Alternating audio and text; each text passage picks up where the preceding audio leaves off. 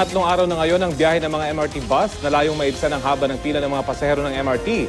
Pero hindi pa rin lahat kumbinsidong magiging mabilis ang kanilang biyahe sa mga naturang bus. Balitang hatid ni Chino Gaston. Tuwing rush hour, kalbaryo ang pagsakay sa MRT. Dagdag pa riyan ang ilang aberya. Kaya para makatulong sa mga commuter, inilunsad ng LTFRB ang MRT Bus Project. Magsasakay lang ang bus sa North Avenue at Quezon Avenue stations at magbababa lamang sa Ortigas at Ayala Avenue stations. 49 minutes yun doon sa MRT. Pero dito sa amin, nung sinubukan yung bus, 40 minutes umabot siya ng Ayala. Because yung bus ho kasi allowed yang gumamit ng flyover tsaka underpass eh. So hindi na siya kailangan gumilid dun sa mga masisikip natin. 40 mga bus na hindi makakabiyahe araw-araw dahil sa number coding ang bibigyan ng special permits ng LTFRB.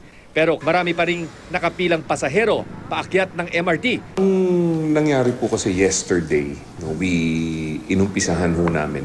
Hindi ho alam ng mga tao. That's why nagpapagawa nga ho kami rito ng mga tarpaulin para konting information lang on their part. Isa pa sa gustong solusyonan ng LTFRB ang bulto ng mga pasaherong sumasakay sa NAIA Terminal 3. The setback is that there is no bus lane or jeepney lane or jeepney route coming in and out of Terminal 3. Kaya ang ahensya nagbigay ng special permit sa mga bus para makabiyahe hanggang Terminal 3. Yun nga lang, walang dagdag na pasahe sa extended trip na ito. Kaya ang ilang bus hindi na nag-aabalang pumunta pa sa NAIA Terminal 3. Normally, pag additional fares po yan, that will have to be through a petition filed by the operators themselves. And then ihihir ho yun. Kasi hindi ho ganun kadali. Pag ginanon nyo naman ho yun, susunod po yung taxi. Bakit sila in-increasean nyo? So, pinasinayaan naman ang bagong airport lounge sa NAIA Terminal 3. Ang mga pasaherong na layover o kaya na-delay o canceled ang flights, pwede mo nang matulog sa capsule rooms gaya nito. O di kaya mag-relax gamit ang reclining chairs. Meron ding spa kung saan pwede ring magpamasahe, magpagupit o kaya magpamanicure at pedicure ang mga pasahero.